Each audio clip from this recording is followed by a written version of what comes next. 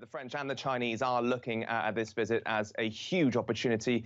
There is a lot of warmth at the moment here for Emmanuel Macron. Of course, that could change after the meeting.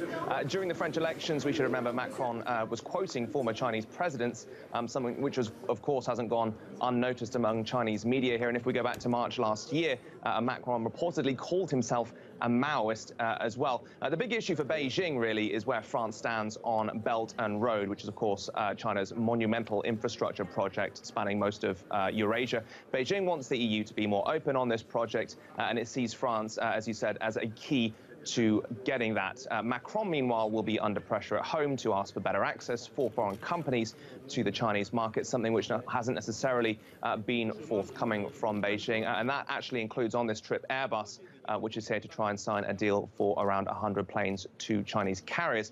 Now, one of the key phrases that is being used by Chinese media is something that they have called the pie of common interests.